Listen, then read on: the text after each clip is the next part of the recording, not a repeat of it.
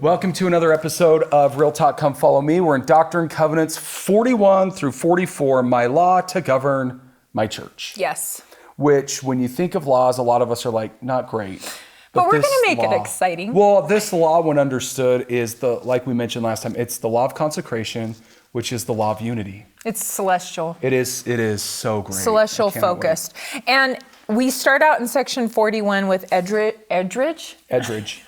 I think it's, I was just going to say elder. It's elder partridge. It's elder, but it's Edward, and it's partridge. Not a pear tree, which I was singing right before we started. Don't start that again. And he's the bishop. He's the manager of this new law, which is all things in common. So once again, if you watched last week, we talked about how the law of consecration is ongoing. We're still living it. Yes. And we're going to dive a little deeper into that versus the law of everything in common. Mm-hmm. So I think we use those in the wrong places. Yeah. What's the movie reference? Well, I do not think that's what that word means. I do not think that means what you think it means. Yes. Yeah, I think there is some of that. Yeah. And so what I was going to say, and when you get into, so section 41 is so great. Oh, because of, let's just take a second with Edward Partridge and discipleship. Yes. Because he seems to be one of those people that is uniquely equipped and qualified to manage wealth without it becoming his treasure. Right. Verse 5 talks specifically that he that receiveth my law and doeth it, the same as my disciple. And he that saith he receiveth it and doeth it not, the same as not my disciple, and shall be cast out from among you. And I think as we consider and ponder on what it means to be a disciple, we're really all called to be disciples. And really, throughout this whole season 2 with Doctrine and Covenants, we have really hoped that as we have these conversations, we're inviting all of us to apply it to us, right? This isn't about just Edward Partridge or the early saints. It's about us today. And I found the greatest gem of a Neil A. Maxwell quote about discipleship. And everyone's like, please get your pens, pencils out, get ready to type. And oftentimes, especially on our Facebook group or even on YouTube, we'll get comments. We'll try to share this reference. But Neil A. Maxwell shared this in 1994 in a talk called Called to Serve. And I'm going to read it because it's Neil A. Maxwell. Yeah. Don't edit him, right? Yeah. Take my yoke upon you and learn of me, which is the Matthew 11 reference. So the taking of Jesus' yoke upon us constitutes serious discipleship. I speak especially to those of you who are young, saying to you that there is no greater calling, no greater challenge, and no greater source of joy, both proximate joy and ultimate joy. I love that. That's Neil A. Maxwell at his finest, right? Proximate and ultimate. Then is found in the process of discipleship. But this is the part that I think is so validating. This process brings its own joys and reassurances. Don't, however, expect the world to understand or to value your discipleship. They will not. In a way, they may admire you from afar, but they will be puzzled about the priorities resulting from your devotion. And I think right there, I think it was the first discussion we had just a couple of weeks ago that the world and listening to the voice of the world may think, oh gosh, look, you're a good person and look at the good things you're doing. But the sacrifice and the eternal wrestle sometimes to be a disciple of Christ, that's a heavy yoke at times. Even though the scriptures say, take my yoke upon you and it's easy. Well, why is it easy? Because the proximate joy and the infinite joy that comes from a disciple's path. But don't expect the world to understand why you prioritize the things you do. And I think that is a perfect backdrop for Edward Partridge and his personality and the discussion about living everything in common.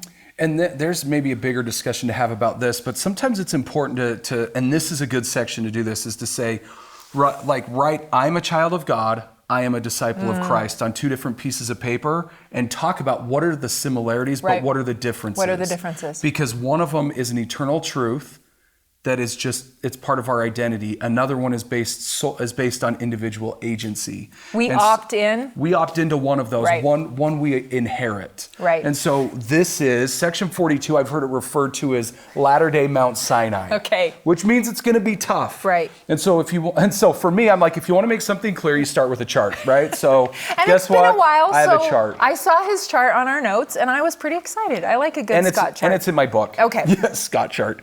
Okay, so there's four things that you need to know with the law of consecration. There's a principle behind it. So what's the principle behind the law of consecration? Marion G. Romney taught that the basic principle and the justification for the law of consecration is that everything we have belongs to the Lord. Therefore, the Lord may call upon us for any and all of the property which we have because it belongs to him. Now, I know you're doing a lot of work right now on... This is all I think about. It's what I dream about. It's what I research. And so I'm pretty excited that we're talking about your this. next book. And, yes. And if I'm not mistaken, and tell me, is the difference between ownership and stewardship. Right. And that's like breaking news that not a lot of people know. But this is exactly what I think about all the time right now, because I'm working on this concept, and it is a Mount Sinai. Should I not have said that? No, you can. It's fine. Right. It just, listen, some people have said, when are you going to write a book about it? It started. That's all I know. Pray for me. That's all I'm saying. So that's the principle. Everything belongs to the Lord. The purpose of the law of consecration is really well explained in section 42. I'm just going to try and hit the highlights. Verses 29 and 30. If thou lovest me, thou shalt serve me and keep my commandments. And behold, thou wilt remember the poor and consecrate of thy property for their support, that which thou hast to impart unto them with a covenant and a deed that cannot be broken. So this idea, consecration comes from seeing people as divine. Everyone's a child of God. And so that's the purpose. And then if you go to verses 38 and 39, this will sound familiar because you've heard these verses before. For inasmuch as you do it unto the least of these, you do it unto me. And then he says to consecrate your riches to help the poor. Like, we need to be wrapping our arms around people. And a big reason why we receive blessings is so that we can become a channel to take them and then pass them along, because everything belongs to the Lord.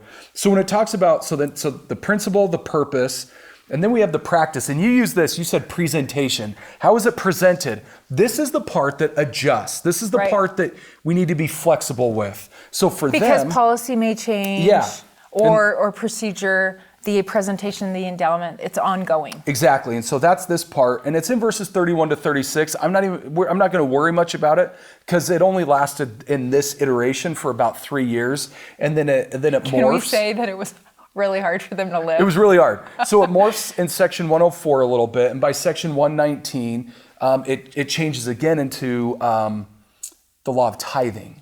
And so we'll talk about that when we get there. But then it says... But the principle and the purpose don't change. The whole reason is, and if you want to know what consecration really is, go get a tithing envelope or go online and look and see. It's not just tithing. Look at the different line items. That's our current iteration of consecration through the institution of the church. And so, fun fact, we are one of two families that still use the envelopes. My poor ward clerks are like, no, you're bishopric. Yeah, this is your clerk. Here she goes with the envelope. Again, can you just go online and pay it? But I love that because there is a delineation of where we can consecrate our money. And there still is a part where we hearken back to this. We still have a presiding bishopric. Right. And so we still have like an institutional way that we gather property and help other people, Deseret Industries and our humanitarian aid. And there's so many ways that we do this. And so anyway, don't get caught up so much on their practice because it's going to look different than ours. But make no mistake, it is consecration. And so the time period, Gordon B. Hinckley taught in Teachings of the Gordon B. Hinckley, page 639, the law of sacrifice and the law of consecration have not been done away with and are still in effect. And so sometimes I hear this thing of, well, we couldn't live the law of consecration, so now we're living we have tithing. The lesser law of tithing. That's not true. If that were true, then there's a big problem with the temple endowment. Exactly. Because there's a big part of the temple endowment that talks about the law of consecration. And President Hinckley just dropped the mic. Yeah. And so we don't need to argue about it, right? Yeah, so when you think about it, that's just getting hung up on the presentation of it in our day versus theirs. Well, and we're talking about money and tithing and maybe living all things in common where here are chickens, here's some eggs, here's the milk, here's the cream. Not to bring up a sensitive story. Well, we'll talk about that eventually. We'll talk about that eventually. But I think about the fact that we are volunteering in our callings and that's a consecration of our time. I can talk a lot about this, so go ahead. Yeah. Well, and being a parent. Exactly. Is anything where there's a stewardship involved.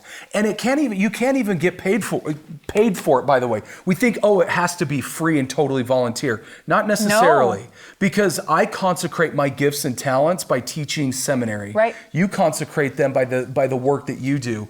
My wife consecrates her gifts and talents by helping people feel like they're valuable in their clothing and their appearance. And my shoes are always on point because of his wife. Yeah, and so there's unique ways, and she gets paid for that, right. And that's totally fine. And so it doesn't mean you don't get paid for it. Well, stewardship assignments and when we reframe it that way, it is helpful to consider that sometimes we think, well, we're really building the kingdom because we're volunteering at the temple. Mm-hmm. Well, what if you go to work and you're a surgeon? You're building the kingdom. You're consecrating your knowledge and your career to build the kingdom. And so the Lord really, in the early days of the church, as he's teaching this, allowing the children to imperfectly practice the principle, yes, right, and mess it up, I think once again, we talked about the millennium. He's like not panicked that they were kind of messing up the presentation at the time, the policy at the time. It was cumbersome and difficult. But I often think, what if the bishop called right now and is like, listen, Condies, can you move in 3 families and share everything you've got? But this is my house. Exactly, right? exactly. Well, yeah. And so it's a difficult one, especially if you live in America. Our culture is very much an ownership economy. And I'm not saying that's bad by any means, but what I am saying is that can sometimes fight against this idea of consecration because we think everything's ours, I own it and it's mine. And it's a very complicated discussion, and so I don't want to get too far into that. But just know sometimes your current economy will make that difficult for you to work within this consecrative mindset because it's counterculture. It's different than what you go out and do all the time because in America, we're very transactional. Mm-hmm. And this is not a transactional law. This is a relational law.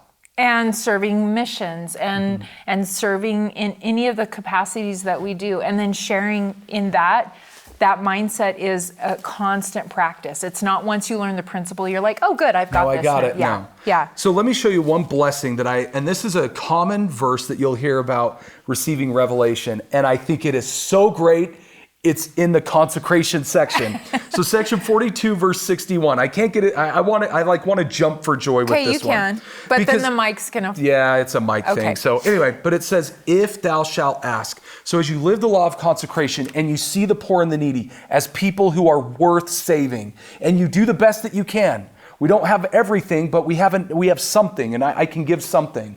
And it says this, if thou shalt ask, thou shalt receive revelation upon revelation, knowledge upon knowledge, and thou mayest know the mysteries and the peaceable things, that which bringeth joy, that which bringeth life eternal. And that goes back to the quote you read by Elder Maxwell, both proximate and absolute joy. Yes. But going back to that... Proximate and ultimate. Yeah, proximate and ultimate joy is it's a disciple's walk, but you only know it if you experience it. But I love that you're saying it's based on personal revelation because sometimes you aren't the one called within your stewardship to meet the need. Yeah. And you sometimes have to say no to that desire in your heart, and it's a stewardship for someone else to say yes to. Absolutely. We can't solve all the problems. And that's why it's complicated, and that's why we need to know how to hear him. Right. Because a lot of these, consecration is individual ministering based on heavenly prompting. And the church helps to facilitate that with callings and ministering assignments. It's like, focus here, but this isn't it. This is like the very base.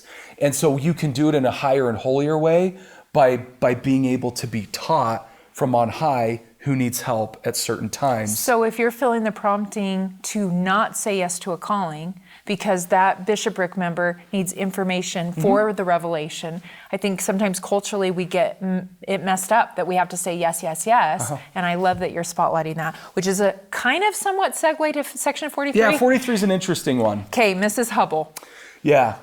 I would just say think Hiram Page. Yes, it's a section about deception. It is a section about deception, and she professed to be a prophetess of the Lord, and I would say this is not meant to be shared as a warning to not stand in that calling, because I do believe there are women on earth. I would say Sister Wendy Nelson, my feeling for her is she speaks as a prophetess. That's my opinion on the matter.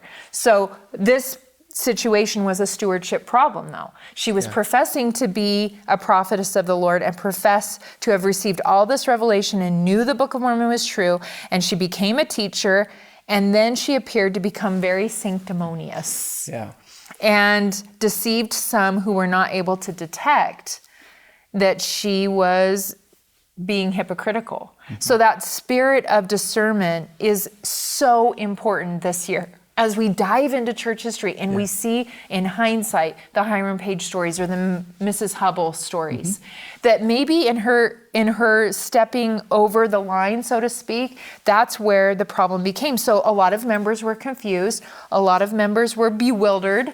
They saw all these claims and they were confused by, why is the prophet of the Lord saying one thing and then this self-described prophetess is saying something different. Right now, Murder Among the Mormons is like, I think, the top 10 viewed documentaries or shows right now on Netflix. And I think that's a really more current example of where I remember watching my parents and my grandparents grapple with the Salamander letter and the things that came out during that time. And I think it's helpful to consider that we are invited, especially as we look back on church history and in our own history, more current, that we have the opportunity to learn to judge righteously. And that the power of discernment, oftentimes it's when you look back that you go, wait, where was the warning sign? Where was the clue that there was some sanctimonious attitude going on? Or where was someone stepping over their stewardship assignment that, I may be receiving personal revelation for my family or for my stewardship on a show, but my job isn't, and my stewardship is not to speak for the church or command my ward members to do something.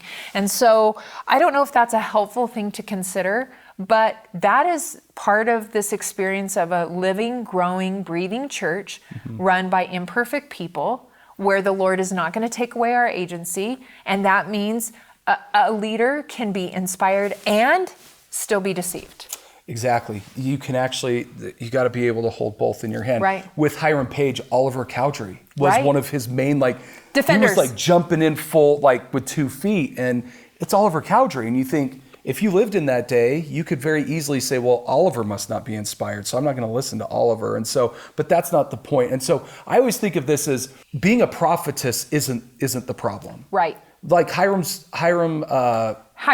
stone. The stone's not the problem. Right. The method isn't the problem. It's, okay, what's the message coming from the method? And so when the message is vastly outside of a stewardship assignment, then all of a sudden that's the issue. Not that, there is prophetesses. There are. And there has to be. There is in the Old Testament. We'll go through them next year. Yeah. There's quite a few of them, and they're labeled as such. Amazing prophetesses. Yeah, and so that's not the problem. The problem is the message that comes from the method, and that's where the deception And we happens. were hesitant because there are so few females spotlighted. And so Scott's like, well, you're going to talk about Mrs. Hubble. I'm not going to talk about Mrs. Hubble. And so the message still is for our learning, right, and our growth. So. Okay, so the last thing that I wanted to bring up, and this is in section 43, and this is just maybe more of a spiritual thought. It talks in section 43 about the millennium. Verse 30, verse 29 and 30, they talk about the millennium after the final gathering. And then in verse 31, it says, for Satan shall be bound. And all of us are like, when is that going to happen? Yesterday, What will life look like when that jerk no longer, sorry, I say that, when he's no longer. It's okay, he doesn't have a body, you can say it. That'll be my last sin I repent of. Okay. Is being mean to Satan. Anyway, so forgive, sorry, that was kind of a joke. I didn't mean that to come across if you're offended by that. But anyway, what I was going to say is, side note, what I was going to say was, though, binding Satan, there's a really great cross-reference to how is Satan actually bound. And if you go to 1 Nephi chapter 22, there's a really great verse, or 2 verses in there, and maybe we'll leave you with this. So 1 Nephi 22, verses 25 and 26. There's actually 2 things that bind Satan. And it says, and he gathereth his children from the 4 quarters of the earth, and he knoweth his sheep, and they know him, and they shall be one fold and one shepherd. Sounds like millennium talk, right? And he shall feed his sheep, and in them they shall find pasture. Well, how? It's in the next verse. And because of the righteousness of his people, Satan has no power. Wherefore he cannot be loosed for the space of many years, for he hath no power over the hearts of the people, for they dwell in righteousness, and the Holy One of Israel reigneth. So it's the power of Christ and personal righteousness, which makes me think that can bind him in our lives. And in the millennium, he will be bound. But I just think, can I start binding him now? Because I have access to the power of Christ, and I have access to choose a righteous path. So can I bind Satan a little bit right now? Can I bring some of that millennial peace into my life now? And I believe the answer is absolutely yes. Say it again. The Savior, the power of Christ, and the power of our agency to choose righteousness. It's always about that, right? Jesus and agency. And so maybe in like my music, I can bring a little bit of millennial peace in my music. Maybe in the things I watch, maybe in the things I, engage in, maybe in my marriage, maybe in my relationship with my kids. I can bind Satan a little bit more and bring some of that millennial peace into my life now. I appreciate that. So for our invitation this week, we want to really highlight this idea of that we are living the law of consecration now. So maybe what are some unique ways that maybe aren't so obvious that you're living the law of consecration? We've talked about maybe callings that you're serving in, the time that you work, and the place you work. Maybe you're consecrating more than you realize and reframing that. We'd love to hear on social media. Share with us where you are consecrating and maybe surprised that you realized now that you are living this law. Thank you again for joining us, liking and subscribing, sharing these episodes. We appreciate your feedback so much and your support. We'll see you again next week on Real Talk. Come follow me.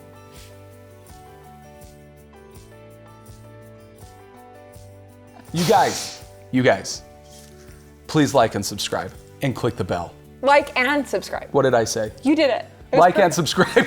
That was so perfect. And click the bell. Just do it.